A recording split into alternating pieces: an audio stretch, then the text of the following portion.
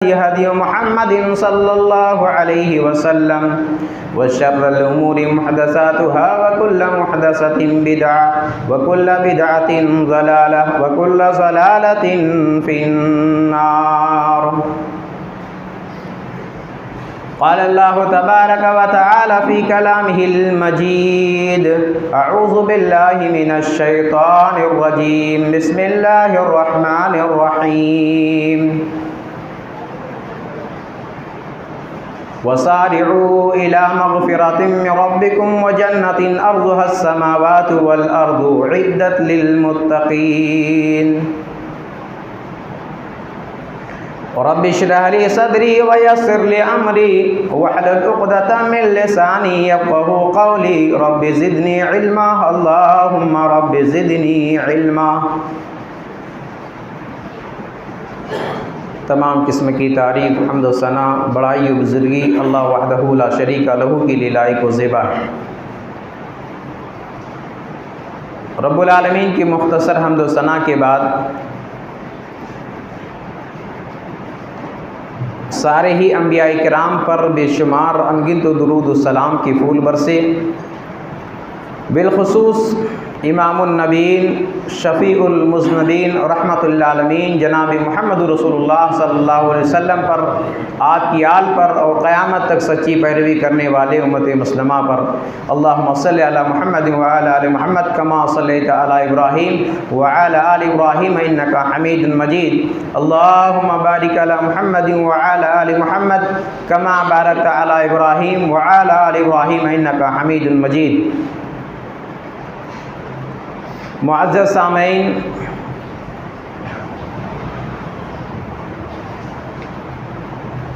एक बहुत ही अहम मुक़द्दस बाबरकत महीना आने वाला है।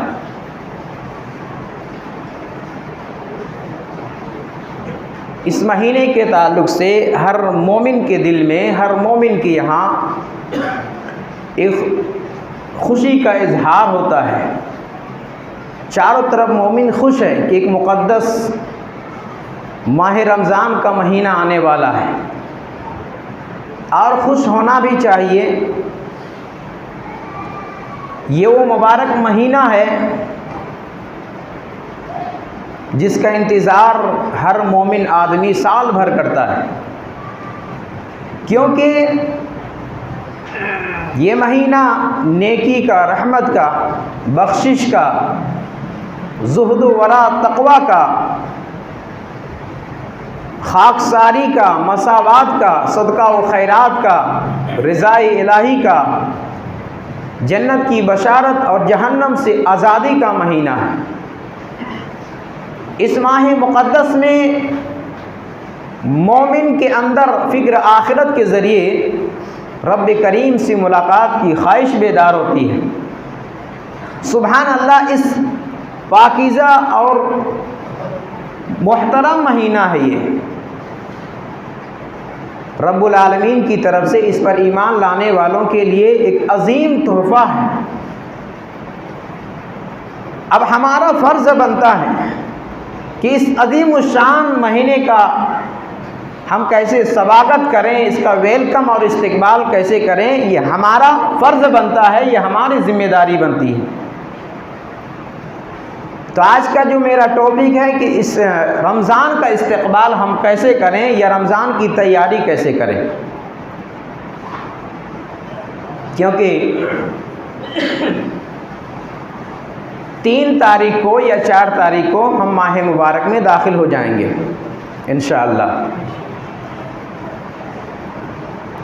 तो रमज़ान का इस्तकबाल कैसे करें? सबसे पहले हम अपने जहन में ये तसव्वुर पैदा करें, जब हमारे घर में ख़ास कोई मेहमान आने वाला होता है तो हम क्या करते हैं।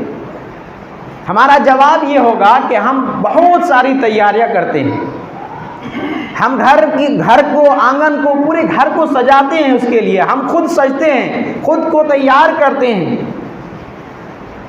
मेहमान नवाजी के लिए हर तरह की पुरतकल्लुफ़ तैयारियां करते हैं। घर के अलावा खाने पीने की चीज़ों में हमारा मुतवज्जो होता है कि अच्छे से अच्छे खाना खिलाएं।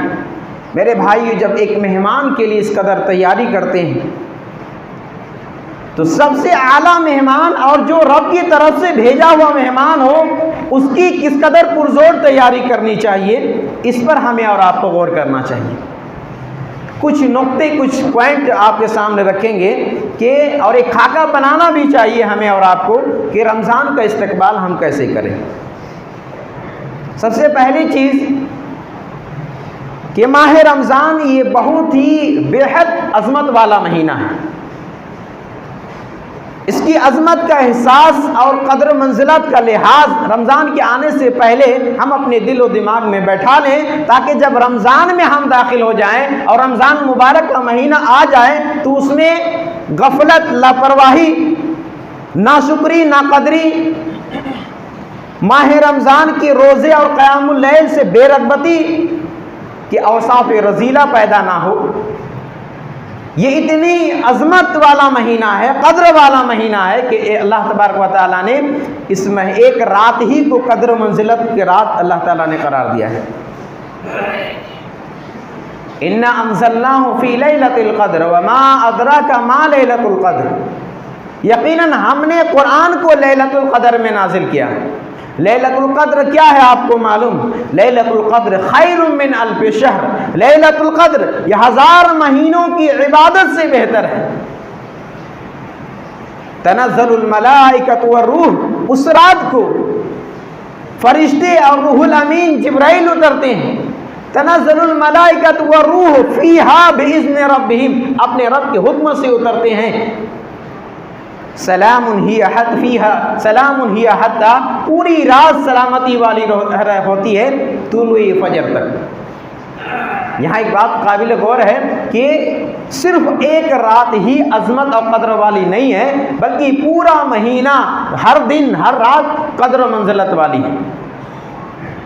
तो ये इसकी अज़मत का एक एहसास हमारे अंदर होना चाहिए कि माह रमज़ान आने वाला है, इसका इस्तक़बाल हम इस तरह करें, अपने दिलो दिमाग के अंदर बैठाएं कि बहुत ही अजीम महीना आने वाला है, बहुत ही कद्र महीना आने वाला है। दूसरी चीज़ कि माह रमज़ान जहाँ रब की तरफ से एक मेहमान बन करके आता है, एक महीने के लिए आता है, वहीं पर ये उसकी तरफ से एक अजीम नेमत भी है। आमतौर पर इंसान को जो नेमत हासिल होती है उसका एहसास उनको नहीं होता है, वो एहसास नहीं करते हैं, लेकिन जो नेमत नहीं मिल पाती है उसके लिए तड़पता रहता है।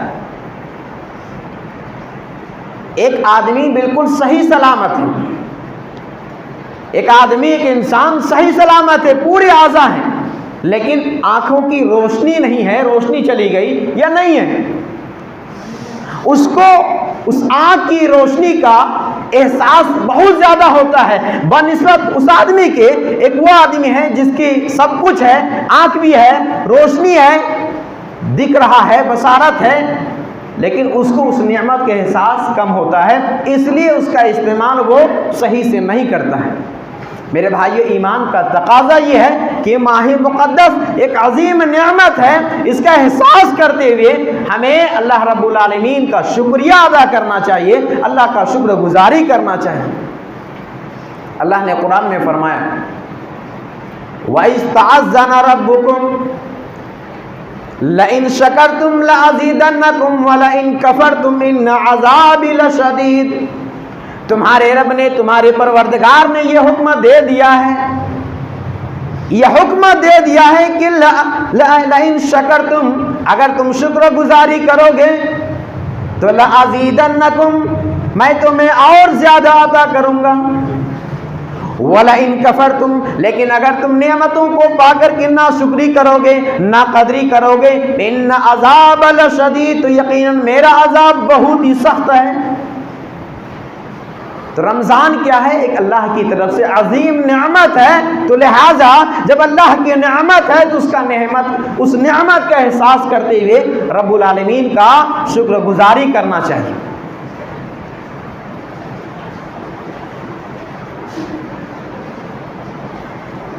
रमज़ान अज़मत है और रमज़ान रब की तरफ से नेमत है। ठीक इसी तरह तीसरी जो चीज़ है वो ये है कि हम साबिका गुनाहों से सच्ची अल्लाह रब्बुल आलमीन से तौबा करें। तौबा करके हम अल्लाह रब्बुल आलमीन जो मुक़द्दस महीना नसीब फरमाने वाला है उसका हम इस्तक़बाल करें। अल्लाह रब्बुल आलमीन ने फरमाया, क़ुल या इबादियल्लज़ीना असरफ़ू अला अनफ़ुसिहिम ला तक़नतू मिन रहमतिल्लाह इन्नल्लाहा यग़फ़िरुज़्ज़ुनूबा इन्नहु हुवल गफ़ूरुर रहीम। एक इंसान, एक बंदा ये सोचता है कि हम तो अपनी ज़िंदगी में पूरी ज़िंदगी हमने गुनाह का इर्तिकाब किया है, पूरी ज़िंदगी हमने नाफरमानी में गुजारी है, अगर अब हम तौबा करेंगे तो क्या अल्लाह ताला तौबा कबूल करेगा? जी हाँ, कबूल करेगा। अगर सच्चे दिल से हम तौबा करते हैं तो अल्लाह ताला ज़रूर कबूल करेगा। अल्लाह ने फरमाया, कुल या इबादियल्लज़ीना असरफू, ऐ नबी सल्लल्लाहु अलैहि वसल्लम आप कह दीजिए कि ऐ मेरे बंदो, असरफू अला अनफुसिहिम, जिन्होंने अपनी नफ्स में ज़्यादती की है, यानी जिन्होंने गुनाह का इर्तिकाब किया है, ला तक़नतू मिन रहमतिल्लाह, वो अल्लाह की रहमत से नाउम्मीद ना हो जाए, अल्लाह की रहमत से मायूस ना हो। इन्नल्लाह यग़फ़िरुज़्ज़ुनूब जमीआ, अल्लाह ताला सारे गुनाहों को बख्श देता है, अल्लाह सारे गुनाहों को माफ़ फरमा देता है।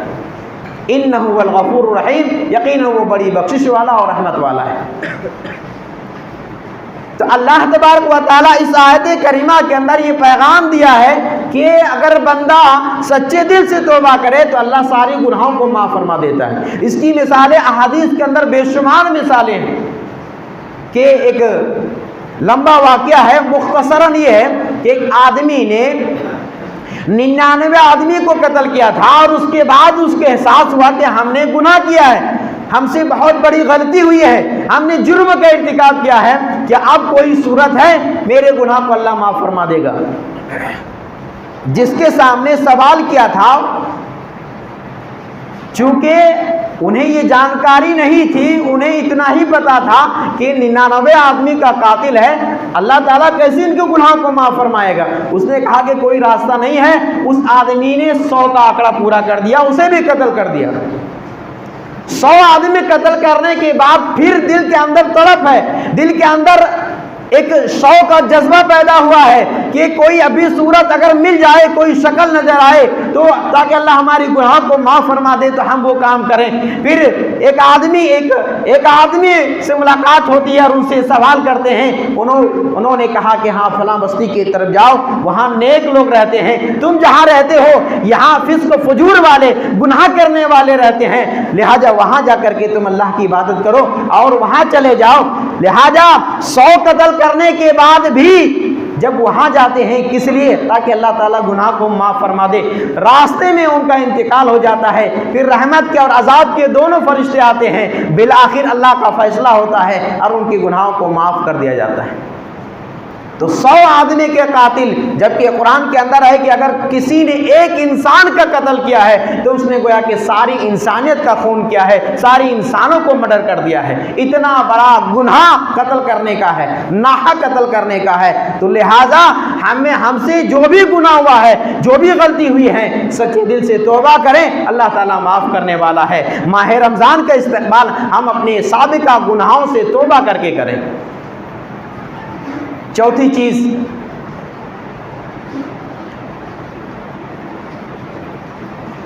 कि रमज़ान का इस्तेमाल का एक पहलू यह भी है कि साबिका गुज़िश्ता गुनाहों से सच्ची तौबा करके आइंदा गुनाह ना करने का अज़्म मुसम्मम करें, कि आइंदा गुनाह ना करें, इस ताल्लुक से हम पुख्ता इरादा करें और इस तरह माह रमज़ान का हम इस्तेमाल करें। आमतौर पर यह देखा जाता है कि लोग एक तरफ नेकी करते हैं, दूसरी तरफ बुराई करते हैं। नेकी कर तो रहे हैं लेकिन दूसरी तरफ बुराई भी कर रहे हैं। तो इस तरह हमारे नेकियां ज़ख़ीरा नहीं बढ़ पाता है, हमारी नेकियां जमा नहीं हो पाती हैं, बल्कि हमारी नेकियां बुराई के समुद्र में डूब जाती हैं। एक तरफ नेकी हो, दूसरी तरफ बुराई हो, वैसे भी नेकी कम और हमारी नेकियां अगर ज़ाय हो जाए, बर्बाद हो जाए, फिर नेकी करने का फ़ायदा क्या है। इसलिए मेरे भाइयों, अगर हमें नेकियों को बचाना है, नेकियों की हिफाजत करनी है, और ख़ास करके माह रमज़ान के नेक आमाल, बख्शिश, रहमत, बरकतों को अगर हम बचाना चाहते हैं, तो हमारे लिए ज़रूरी यह है कि हम बुराइयों से कुल्ली तौर पर इज्तनाब करें, बचें। अल्लाह रब्बुल आलमीन ने फरमाया, कुल अनफिकू तौअन औ करहन लन युतक़ब्बल मिनकुम इन्नकुम कुंतुम कौमन फासिकीन। बड़ी ही अहम पैगाम और नसीहत की बात इस आयत करीमा के अंदर। कुल ए नबी सल्लल्लाहु अलैहि वसल्लम, आप कह दीजिए, अनफिकू तौअन औ करहन, तुम चाहे खुश दिली से या नाखुशी से अल्लाह के राह में खर्च करो, लन युतक़ब्बल मिनकुम, तुम्हारी वो खर्च किया हुआ माल कबूल नहीं किया जाएगा। क्यों भाई? नाखुश दिली से अगर करे, ये बात तो समझ में आती है, लेकिन कोई अगर खुश दिली से खर्च कर रहा है, क्यों कबूल नहीं किया जाएगा? एक सवाल खड़ा होता है। इन्नकुम कुंतुम कौमन फासिकीन, अल्लाह ने आगे जवाब दिया है कि तुम तो फासिक कौम हो, गुनाह करने वाले हो। तो एक तरफ हम गुनाह कर रहे हैं, दूसरी तरफ अल्लाह के राह में खर्च कर रहे हैं, अल्लाह ने फरमाया वो कबूल नहीं किया जाएगा। तो जो गुनाह हुआ है उनसे सच्ची तौबा, और आइंदा हम रमज़ान के इस्तिकबाल इस तरह करें कि आइंदा हम गुनाह ना करने का इरादा करें और गुनाहों से बचें, बुराइयों से बचें। वरना हम एक तरफ नेकी, दूसरी तरफ बुराई, तो फिर हमारी नेकियां बुराई में डूब करके ख़त्म हो जाएगी।